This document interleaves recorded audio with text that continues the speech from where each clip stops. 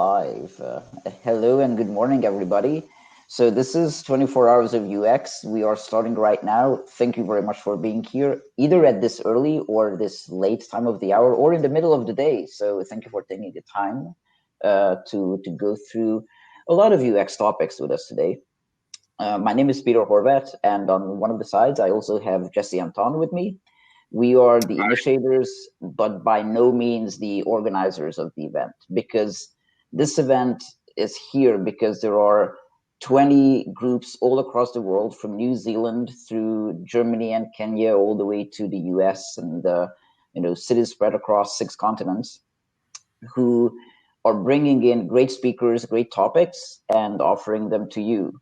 We are doing this because we are grassroots event organizers in our own cities, and we always do, events probably every month. Most of us have been doing it for years, but with the current situation, we can't do it. So we figured the best way to really bring valuable content to you is to team up and do it all together. That is generally the concept of 24 hours of UX. And we are doing this in Hopin, which is this platform that you see right now.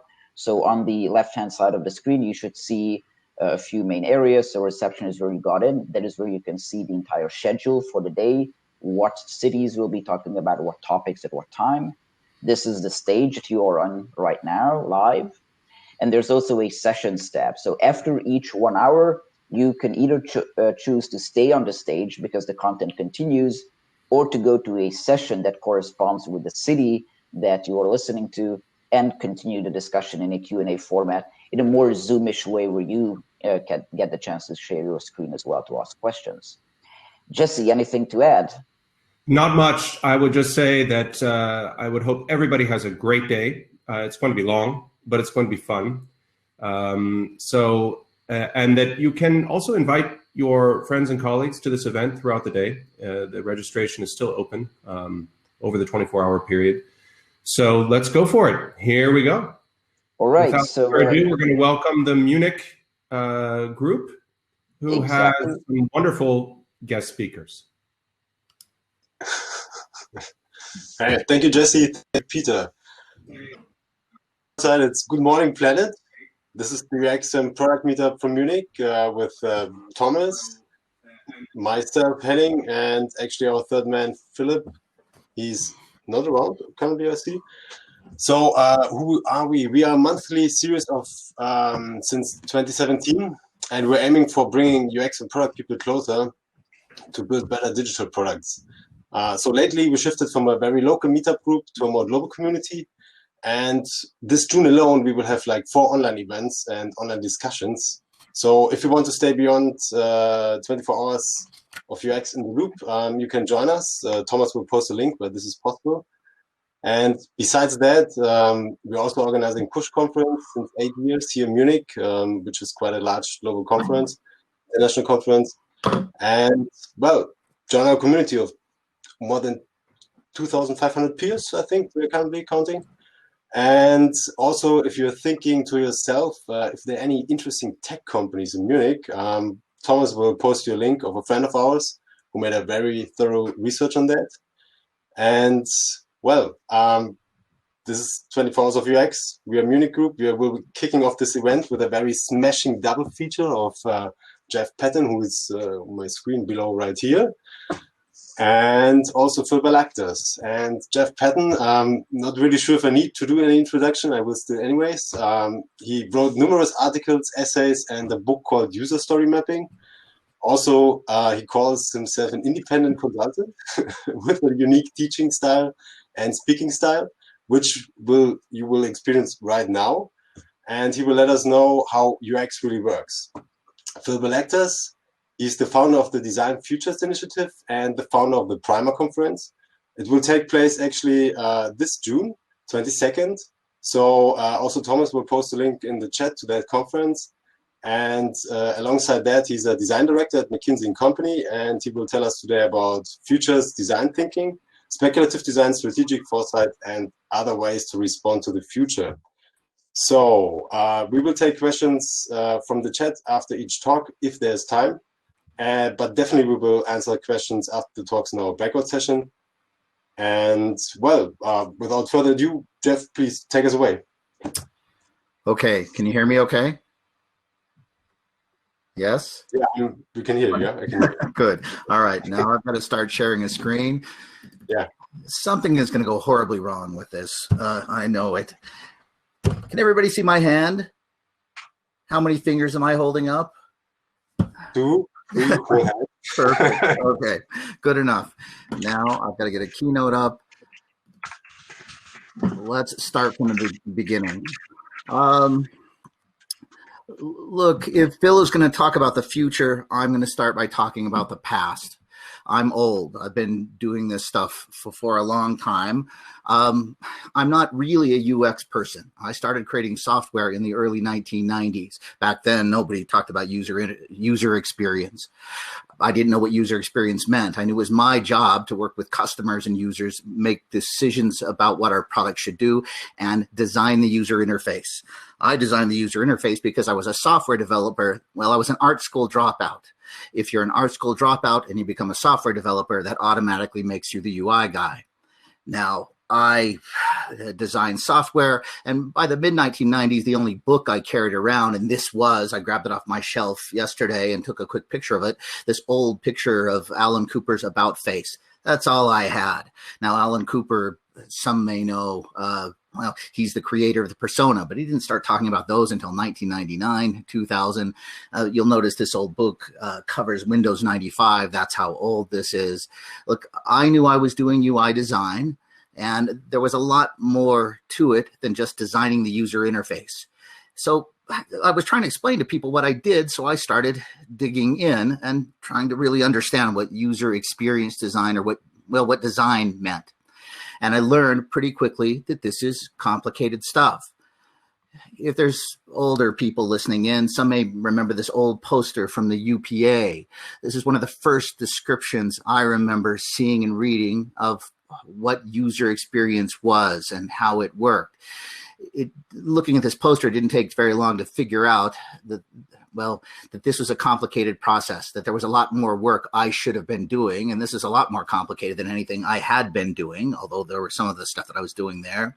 Look, as you start digging deeper into different kinds, no one said user experience back in the early 2000s. We talked about usability engineering and user interface design and interaction design. And then, this poster describes, look, there's a lot of different aspects of user experience design, lots of different roles and responsibilities and specializations, and very few of which I understood. And then if you dig into any one role, all those roles are responsible for a huge number of concerns. Any of those roles can look after those concerns. And boy, if you look at any of these explanations of what user experience means for any length of time, well, I get confused. I think you're going to get confused. But is it really that complicated, or does it need to be?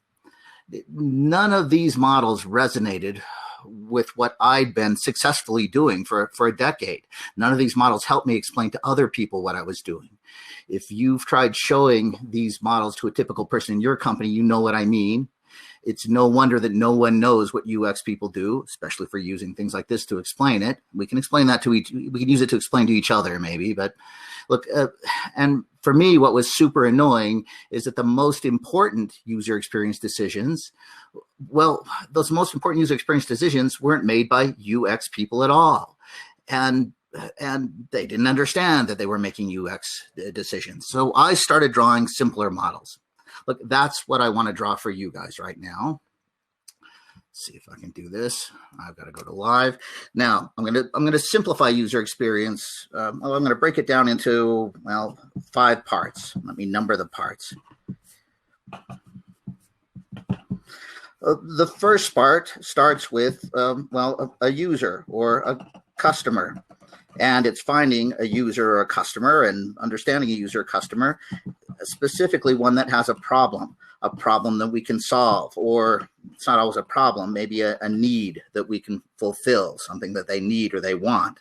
And look, if we identify that user and customer and their problem, then Our next job is to come up with, well, an idea, a solution idea specifically. And if we carry that solution idea up, we can build a product, or we can build the user experience for a product. Now I'm going to split that into 3 layers. The first layer I'm going to call utility. Look, if I've got a problem, something I need, and we think of a tool, well, having that tool that allows me to do something I couldn't do before, that's terrific. I'm old. I remember when I had a television set when I was a kid, the way you change channels on a TV set was walking up to the TV set and turning the channel. Now, when I was a kid, we got a new TV set that had a remote, and somebody figured out that that's annoying to change the channel. And using technology, we came up with this TV remote thing. And early TV remotes were pretty simple: 1 button to turn on the TV and 1 button to change the channel. Later, they had 2 buttons to go up and down channels, but by the time TVs started getting more sophisticated, by the time we got dozens or hundreds of channels, by the time we started plugging in VCRs and gaming consoles and DVD players, and but these remote controls started getting a lot more sophisticated, and we had to start to worry about usability. That's the next sort of important layer of user experience. I'm sure a lot of people here have seen or set in on a usability test, one of those things where we put user interface in front of customers, either in a prototype or a working product, and we ask them to do something with it. What we're usually measuring there isn't usability, it's what I'm going to call learnability. It's, well, how fast we can figure out what this product does and actually learn to use it. But that's not the same thing as, let's call this other aspect of usability, memorability. For instance, on my iPhone, I'll have to admit, I couldn't figure out how to turn off my iPhone without being shown. Once I was shown how to turn it off, it wasn't really learnable by me. Somebody had to show me how to do it. Once I learned it, I remembered how to do it, except for on my new iPhone when they changed the button configuration, and I keep forgetting and doing they're trying to do the old thing. Now, and all those 2 aspects are different from what I'll call performance. Performance is how quick, how efficient, how effective I am at doing things. Am I faster at doing things? Do I make less mistakes? Do I do better work doing things? All of those are aspects of usability. Look, if you get the utility wrong, it doesn't matter how usable you make things. You can kind of see that. And if you get the utility right and the usability sort of sucks, people will still use the heck out of it because it solves a problem they couldn't solve anyway. Now, the last, or the tip of this triangle, I'm going to call aesthetics. Aesthetics, yeah, that's the look and feel. That's the choices we make about color and font and specific placement of things on the screen, and whether it's on brand or off brand. Now, this may sound like just making things pretty, but one of the, well, if aspects of usability are things like learnability, memorability, and performance, one of the key aspects of aesthetics is trust. If things look well designed or look tight, we trust it. If I have a form on the screen asking for financial data and it looks like it was designed by a hacker, I'm not going to put my data into it. If hackers understood this a little bit better and hired UI people, they might do a lot better job phishing for our passwords, but they don't. Trust is a key aspect of aesthetics. Another one is, well, how we feel or our emotion. If you were designing websites for Disney, for instance, you'd want people to describe your website, or you want people to describe your website or your mobile app or something you're using in a park as magical and fun. But if you're designing a website for a bank, you don't want people to use adjectives like magic to describe the website for the bank. You want, or well, maybe not even fun. You want it to be reliable or dependable or trustworthy.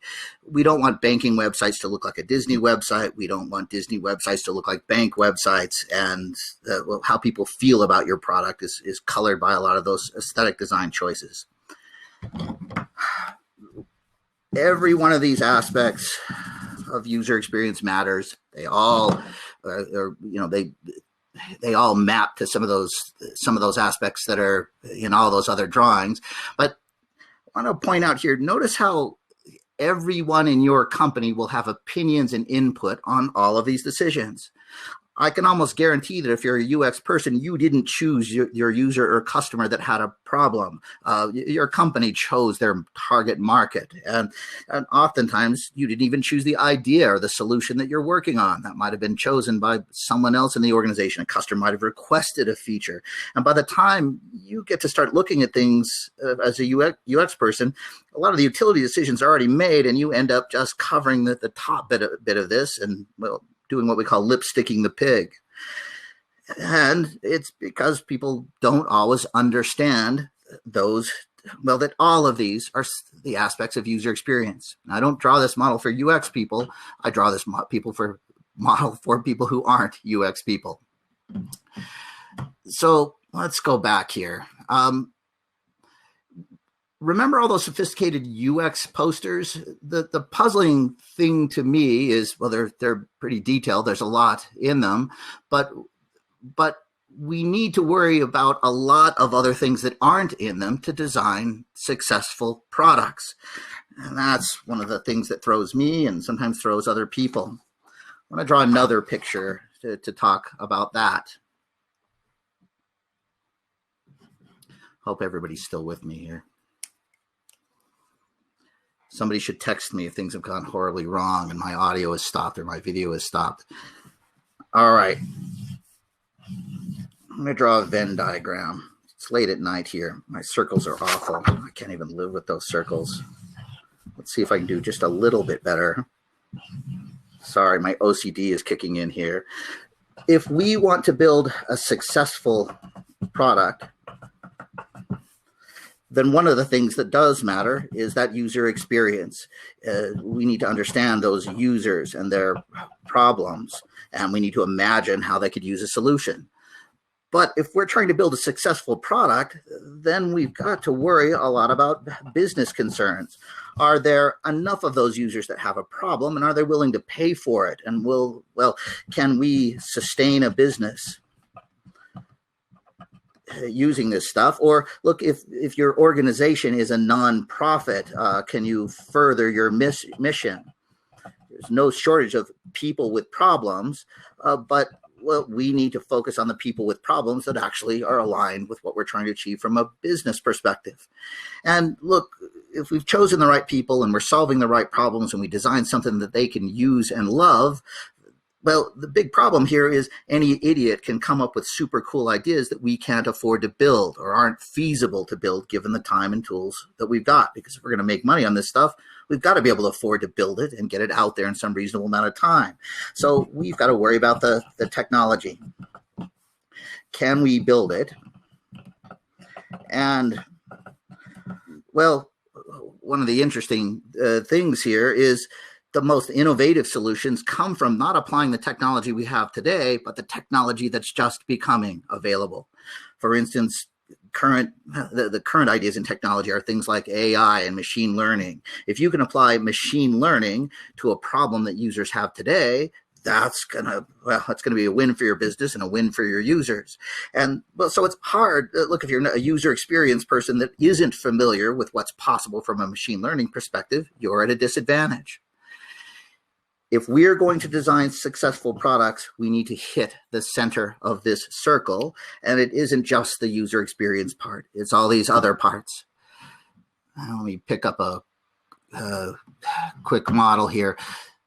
One of the conferences that I speak at from time to time and teach with is Mind the Product. You might have heard of Mind the Product. You might know them from local product tank meetups in your city. But this Venn diagram is the logo for Mind the Product. The intersection of those three things is critical, is key to how product thinking works. Look, I've got two more big points to make, and then I'll pull all this stuff together. It might be obvious now that UX people can't work alone. It wasn't so obvious back when I started doing this stuff back in the 90s and into the 2000s, but we now better know that user experience design is a team sport. By that, I mean, if we're going to do good user experience design, we're going to need UX people. And, well, we're probably going to need someone that understands our business and how our business model works and how we make money and what markets we should or shouldn't pursue. That's usually a product manager. And then finally, if we're going to do a good job, if we're going to identify current technology or technology that's most cost effective, we need someone, well, like a senior engineer. When we look at designing products, it's these kinds of people collaborating closely with each other. That's the team sport we need to be playing. Now, I'm going to go back to this Venn diagram. I forgot to point out that some of you have probably seen this Venn diagram before. For instance, if you were going to buy one book on product management, a guy named Marty Kagan wrote a book called Inspired, and he'll refer to these three concerns as valuable, usable, and feasible. And if you've worked with things like design thinking before, they express these three concerns as viable, desirable, and feasible again. We're always satisfying for these three concerns. And if we're not working with a collaborative team that can be thinking of all of these things at once, we're at a disadvantage, especially when we're trying to make good decisions about what a product is. So let's talk about the way product teams work together and how designers work with them. I'm going to start with a quote from a lady I've known for a long time. Leah Bewley said this to me nonchalantly over a beer in 2009. I'm not sure if or where it's in print in any of her books. She said that design isn't a product that designers produce. Design is a process that designers facilitate. Now, Leah said this to me nonchalantly in 2009, and I was seeing that this was pretty true, and it made sense, but it makes more sense now, a decade later, than it did when she first saw it. Now, more and more, we focus, UX people act more as facilitators, working hard to get everyone involved. These are people interviewing a customer. Guy on the left is talking to a customer. He's a UX person. He's doing research specifically, and he's got skills in that. Guy on the right is a product manager. Person standing behind the guy on the right is an engineer on the team. He's mostly there to listen and take notes and also build a lot of customer empathy. Short white-haired person is not on their team. She's been trying to use their product for the last hour. These three guys are with a company called Kodak, and yes, they're still in business. Kodak, the product the guy on the right is responsible for is a kiosk that you'd see in a drugstore or a pharmacy. I know I've seen these things in Germany and places in Europe, certainly in the United States and in some Asian countries. You show up, put in your USB stick or plug in your camera and get a high-resolution picture out.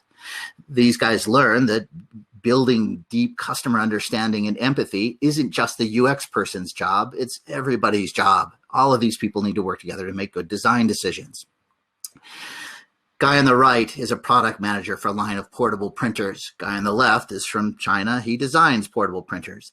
Guy in the middle will take pictures of you and your family in front of the Gateway Monument in Mumbai for 30 rupees. That's his portable printer in front of them.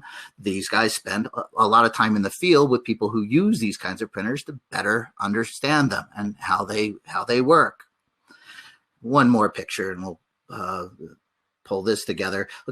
Guy on the right is a product manager. He's taking notes in an interview. Guy on the left is a user. In front of him is a paper prototype, and they've been talking a bit about a solution. But the guy in the middle talking to him is actually a QA person on their team. Normally, he'd be there just to take notes, but over time, he got pretty good at carrying out those interviews. And Jack, the guy on the right, who's part product manager and part UX person, got pretty comfortable with the QA person running the interview.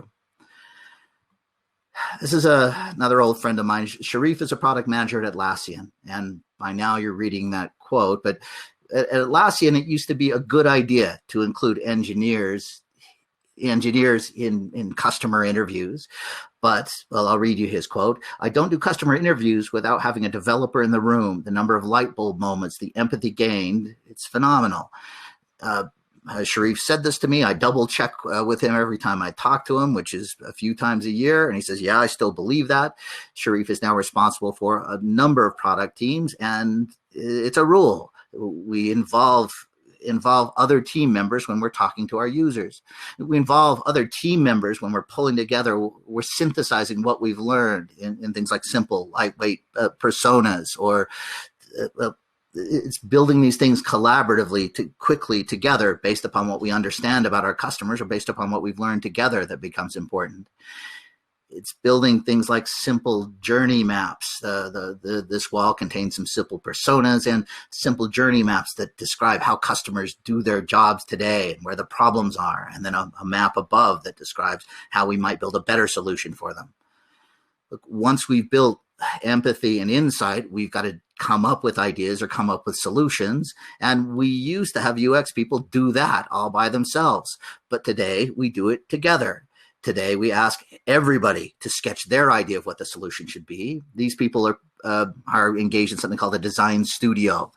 Design studio asks every team member to spend a little bit of time sketching their ideas about what the user interface could be or could look like. Everybody takes a little bit of time and sketches. Everybody comes back and shows their ideas. It's up to a UX person to synthesize these ideas and pull them together. Now, I want to point out that it is not a democracy. We're not all going to vote on what the best user experience design is, because it isn't up to everybody what the best UX design is, just like it's not up to, we don't want engineers deciding what the best UX design is for the same reason we don't want UX people deciding what the best code is. But you'll find that engineers do come up with a lot of great ideas because they know what's feasible, what's possible given our technology, and they can often come up with ideas that a UX person can't come up with alone. I'll use one quote from another friend, a lady I've known through a couple different jobs, but ironically, she now heads research at Atlassian. But design by community is not designed by committee. We still want the most competent person to make decisions about what we're doing. All right, last big point, and I know I want to get off stage, so it's probably not going to be much time for questions, but this is probably obvious to you, but all of you, everybody listening here probably designs technology products. And these days, everything is a technology product. And technology products in the 21st century do not work the way technology products used to, the way they used to work. This guy's name is Marc Andreessen. Marc Andreessen is famous for writing. He's famous for a lot of things. You should look him up. But in 2011, he wrote an essay called Why Software is Eating the World. And he explained that, he made the assertion that everything that can be software will be software. Now, he said this in 2011 and actually wasn't quite ambitious enough. By 2020, it's not just software, it's computers, it's the Internet of Things, it's the ubiquity of the Internet and being connected. And everything that can be connected will be connected. Everything that can have a computer in it will. And on my desk, I have a ton of computers that interact with each other. I won't start. Look, a long time ago, phones used to be phones, but now they're computers. Think back to when the last time you actually had a phone call on your phone. Watches just used to tell time a long time ago, and now they tell you where you are in the world. They run a number of different apps. They help you meditate. They tell you your heart rate. They know way too much about us. A long time ago, light bulbs used to be light bulbs. Vacuum cleaners used to be vacuum cleaners. That's actually my vacuum cleaner. And the app updates on the phone at least once a month. The firmware in the vacuum updates at least, every month or two. That's not my thermostat, but we've got one that is controllable by a phone. That's not wasn't my security system. But you a lot of things that are now technology products that didn't used to be. A long time ago, games used to be something you bought in a box and installed and played, and then they wore out. But the best-selling games are games that continuously update, continuously improve, and continuously change. These are the games that are really changing the way the game market works. And you might remember the way entertainment used to work. You used to wait for movies to come out or wait for the fall season when new television shows came out. But well, the biggest investors in entertainment these days are people like Netflix and Amazon, and they've fundamentally changed the way that we consume entertainment. Hold on a second. By now, we understand that most products are no longer bought in a box. Most products aren't installed and updated from a CD. We don't have to worry about upgrading our Windows 95 to Windows 98 anymore. We now treat software like a service. We subscribe to it. It continuously changes and improves. Today's technology products are built to continuously improve, not with major new releases, but with continuous, almost imperceptible small changes. Look, if you're trying to apply one of those old UX models, like that old UPA model, and you're trying to perform every design activity on those models, you're just not going to keep up, not with the pace of other people working around you, but with the pace of your competitors.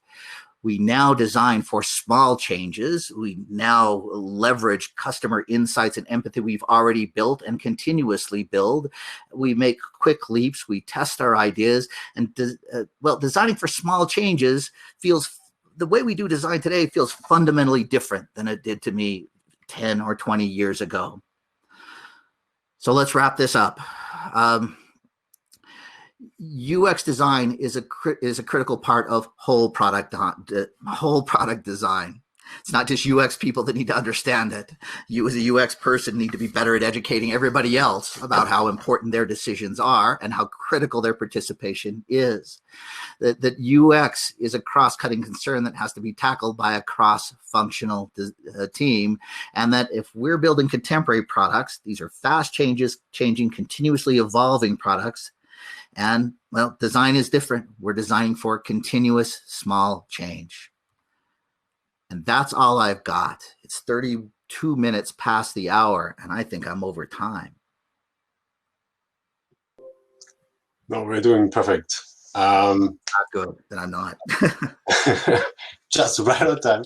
I would take, we collected a lot of many great questions from the chat, from the audience, and I would take one of them. I haven't watched that chat.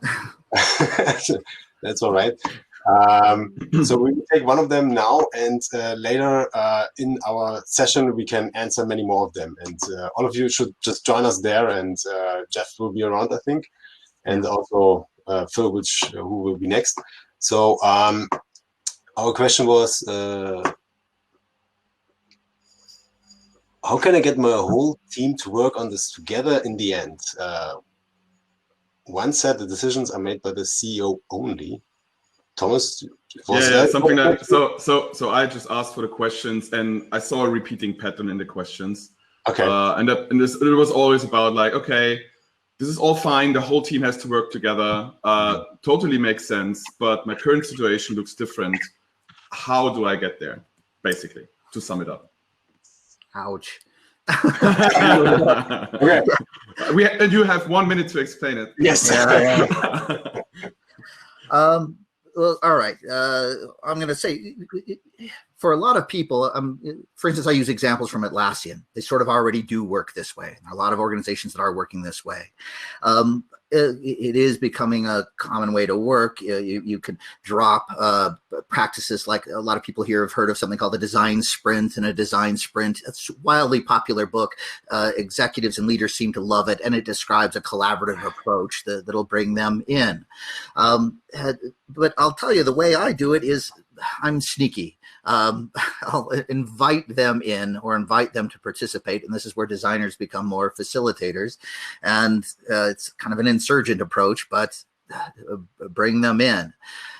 One of my hacks is to try and, as quickly as possible, make people feel uncomfortable about their design decisions, make people feel uncomfortable about the user and the problem they've chosen, make people feel uncomfortable about the solution they've chosen, expose different alternatives. Yeah, we're talking about culture change, not process change here. And I don't have any super good suggestions except being clever and getting good at collaboration and inviting them in. Thank you, Jeff. Thank you very much. Again, everyone in our session afterwards, we can take on your other questions. So next one will be Phil Balagtas. And well, Phil, without further ado, futures design thinking, please. Let us know about it. Hey guys, thanks. Thanks, Jeff. Great talk. Well, thanks 24 Hours of UX for inviting me. Glad to be here. It's about 10:30 p.m. here in San Francisco, California. Not too late. I know we don't have a lot of time. I've got a lot to cover. But I quickly want to say, I know we're maybe a little all sick of hearing about COVID, but we are still in the middle of a pandemic. So thank you to all the essential service workers and healthcare workers that are out there keeping people alive. We're not out of the woods yet. So please try to be safe and stay healthy, everyone. I am from the United States. And as you might have heard, there's a lot of commotion going on right now with the Black Lives Matter movement and the murder of George Floyd. There is some reform that's on the way, but it's still we're still far from the major systemic reform that we need across the world, really, but primarily in the United States. This is an installation. Black Lives Matter was painted on the street, and I think it's called Lafayette Square, directly across from the White House. So that's sending a nice message to our administration right now. So I'm going to talk to you about the future, and specifically around speculative design. I'm going to cover a couple of different things, just as it says in the title of my talk: strategic foresight, speculative design, and other ways to respond to the future. But I'm going to start with something that I was very passionate about maybe 10 years ago, and it's called speculative design. And this is sort of a charged and sometimes a politically charged term these days, but I've used it to kind of cover off a number of different speculative design categories, such as design fiction, critical design, discursive design, anything that's sort of speculating about design. It could be in the future, which is what I'm going to talk about today, or it could be alternate realities, whatever it might be. But this is how I've tried to define it over the years. It's a way to manifest possibilities and prepare us for inconvenient challenges and facilitate a more desirable, responsible path into the future. I don't know if that sounds very academic to anyone, but this is how I've tried to imagine it. It's a vehicle to really understand future possibilities. And we do this through the analysis of trends and the creation of diegetic prototypes. Again, another academic term, but a diegetic prototype is sort of like a prop, just like when you're prototyping something, you're creating a prop for people to respond to. When you create that interface or a product and you put it in front of someone, you test it. It's the same thing. It's, technically any design tomorrow or way in the future is design. It's just design. But we can use that through trends and scenarios and immersive experiences. And the real power around speculative design or futures design is to really incite and elicit opinions and stimulate discourse about the preferable futures, the futures we want and the futures that we don't want.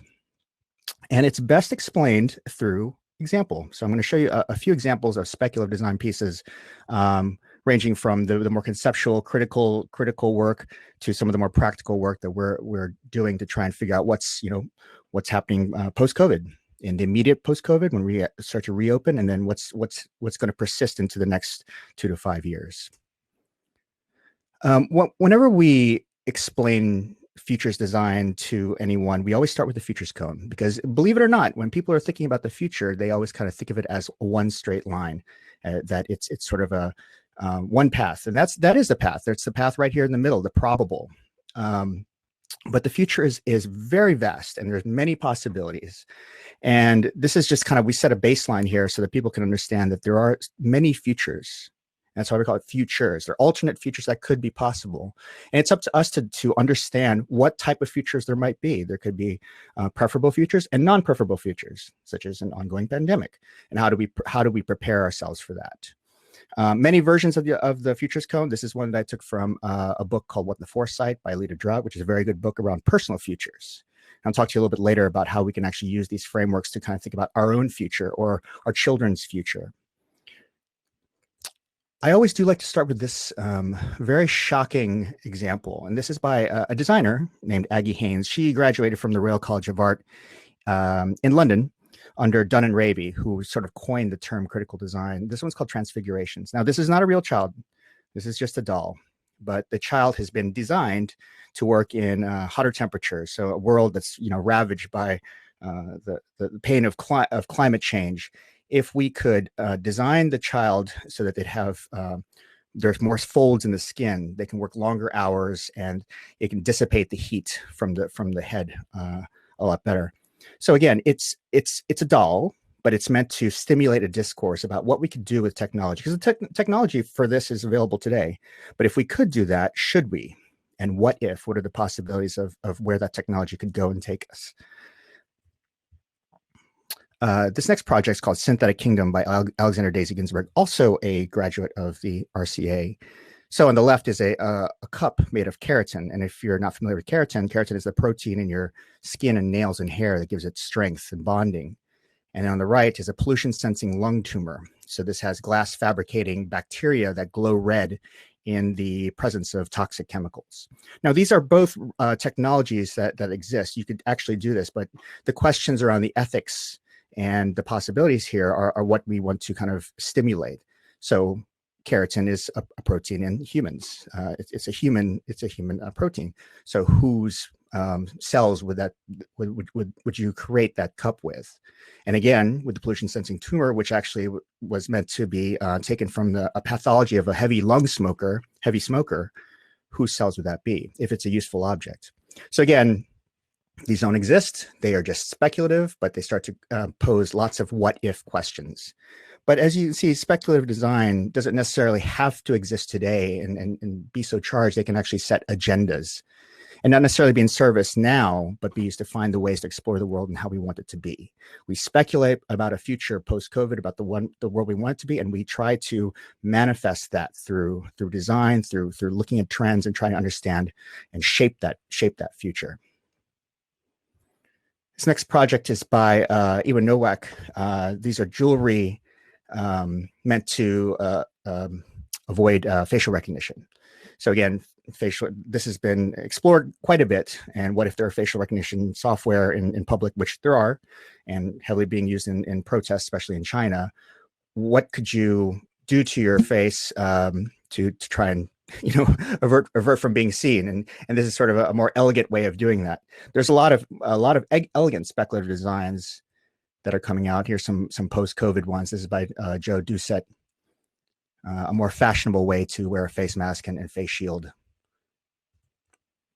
If you miss clubbing, and I'm sure a lot of people do, just being in a concert environment, here's the raving suit. This is it's got a ventilation system, and there's actually even speakers inside this helmet so that you can actually have the music channeled into your helmet. I don't think that'd be very fun. I mean, I think that part of the fun of being in a club environment is actually sharing that experience with people. And I don't know, but hopefully this is not the future we want. But if so, and here's one possibility for it. Maiden Levy, he's a student who just graduated. He did a very interesting and beautiful project called Neo Fruit. So he imagined a new, I think they call it 5D or 4D food printing technology, and he created these fruits. And he's an industrial designer, so very beautifully crafted. And he made a couple of different variations. And he even did a commercial for it. And the commercial was really great. I'm not going to play the video because video doesn't necessarily come through very well on conference calls like this. But you can look him up online, and it's got this woman who's sort of opening the fruits and eating them. And if you didn't know that this was a speculative student piece, you would see this and think like, oh my gosh, this thing's actually going to be real. And the context here is, if you didn't know speculative, here's a vehicle to sell the idea, to make people believe this is a real technology. And that's part of the challenge of this, is like making people understand that this is a future that could happen. Do you want it or do you not want it? Is it that seductive and enticing enough that you do want it, that you will create a strategy to go towards that future? Or is it, dystopic, like Terminator or some of these other, Blade Runner, where you are going to do everything in your power to really just avert from that future, stay away from the preferable futures, away from the bad place, and start to shape that path forward. Speculative design and futures thinking is not a very new discipline. It's been around for a really long time, heavily used in architecture for many decades. But back in 1987, Apple Computer created this video, and what we call a vision video. This is the Apple Knowledge Navigator. created in 1987. I think this is a video. Let me see if I can play some of this. Semester junior requesting a second extension on his term paper. And your mother reminding you about your father's surprise birthday party next Sunday. Today you have a faculty lunch at 12 o'clock. You need to take Kathy to the airport by 2. So I'm going to stop it there because we don't have a lot of time, but look it up. It's about a 7-minute video where this gentleman is a professor and he's talking to his computer, and that doesn't seem very odd today, but this device was very futuristic in 1987. The internet wasn't available, voice assistants, the webcam, touchscreen technology, none of that was available. Now we don't really know if the Apple Knowledge Navigator sat in the R&D room and became this roadmap to the iPad, the roadmap to Siri, but it was the beginning of they were able to identify technological trends and really kind of harness them and say, what does the future look like for us? What does the future computer look like? And pretty much everything you see in that video is available today in different senses. The iPad today is pretty much just this and more. Google has been doing its own design fiction internally. So in 2016, Nick Foster, who is the head of Google X, created this video, and it was called the Salvage Ledger. And I'm not going to play the video, but there's one part where the ledger, which is like the AI, needs to know a piece of information about its user. And the information happens to be the user's weight, how much the user weighs. And it can't seem to get this data point. So what it does is it searches all of the user's social media and preferences, and it uses a 3D printing technology to print a scale in the user's preferences within the user's price point so that he or she would buy it, weigh themselves, and finally get that data point. And there's a lot of uproar around what Google was doing, and they all thought this was real. But again, it was supposed to stimulate some ideas, not that this was a target for them, but to really ask the questions of is this something that we can do? And if it happens, should we let it happen? IDEO just released a project last year called Hyperhuman. Again, this is a scale where a checkout, if the checkout had an AI, would it be able to suggest products for you that kind of fit within your moral code, that were sustainable or ethical, and help you make those decisions better? So I'm going to talk about frameworks. Everyone loves to hear methodologies, and what we have to consider for designing for the future. And again, so here's this term, futures design thinking. And again, I'm not trying to rebrand design thinking. I've gotten a little bit of criticism around this title, and maybe I'm going to change the name of the talk at some point. But I'm trying to just kind of evolve design thinking. It's a new hot topic and the new shiny object, and that's not really it. It's futures thinking, which includes things like strategic foresight and futurism and science fiction writing and all of that, and speculative design. And the design aspect is the design vehicle. We use speculative design to encapsulate all of that and talk to you about the future through this design experience or object. At McKinsey Design, where I'm a design director, we're building a futures tribe internally. We're trying to evangelize and socialize this practice as to try and figure out, especially right now in the post-COVID era, a lot of people are trying to figure out what's next. How do we prepare for the reopening? And again, in the 2 to 3 years beyond that. So this is just a process. It looks like design thinking, doesn't it? You do some research, you synthesize some frameworks, you come up with some ideas, you test it with people, and then you create a strategy around it.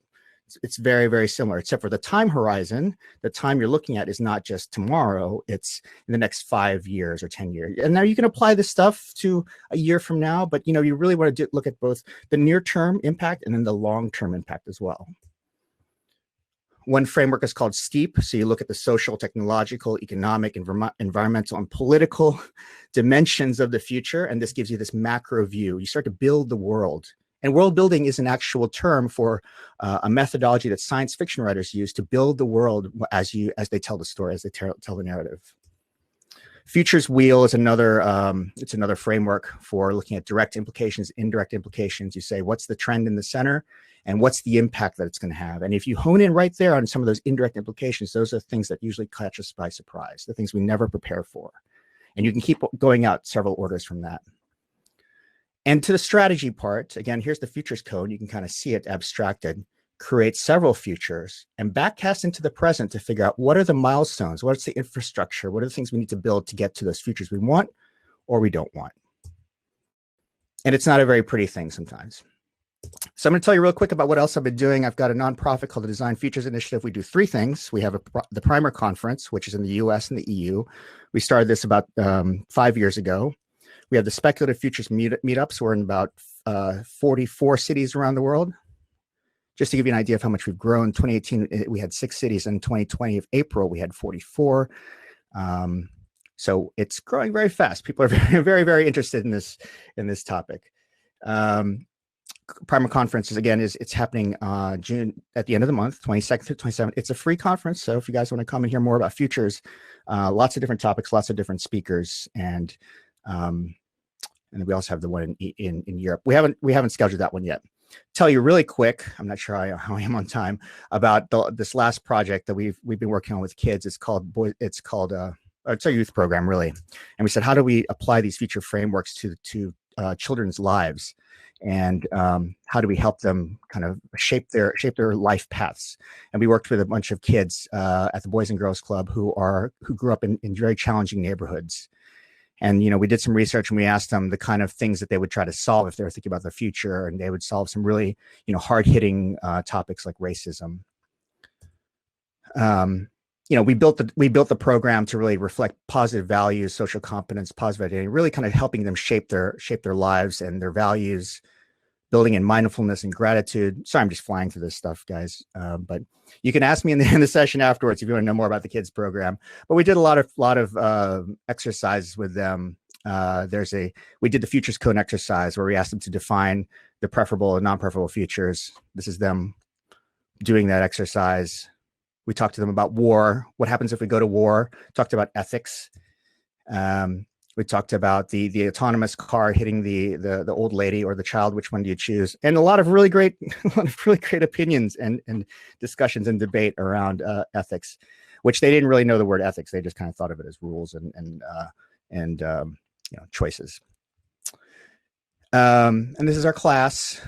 So the next version of this is we're actually going to take this program into a hospital for disabled youth. We're going to work with sickle cell anemia children who have sickle cell anemia, and see if we can help them. That's the first disability we're working with, but we're going to try and shop it around to different disabilities. Of course, that's a huge topic to really unfold there, and we're going to have to do a lot of research to understand how do we work with these kids. But we really believe in this program.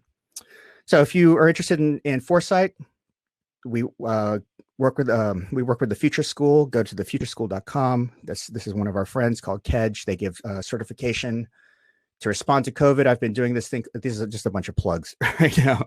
To respond to COVID, I started a podcast. So I have this fancy mic. It's called Zootopia. You can go to our website and figure it out. We talk about random stuff on the internet and what the future holds. If you're interested, here's some books. A lot of people like to take a picture of this slide. I would start with Speculative Everything if you're into that really conceptual, weird stuff, but all these books are really, really great. Some games. And my last statement is, we are in a very critical moment in history. I never thought in my life that we would be living in this time, but we have really adopted the theme of Futures for All. We try and live it and breathe it. It is a goal. It's not something that we have accomplished. It is something that we are trying very, very hard to be inclusive and diverse, and to invite all voices and all nationalities and all races and all genders to our conferences and to our platform, and to start chapters and to spread not just the methodology, but to just really think about the future. People don't need to be designers or strategists. Thank you very much.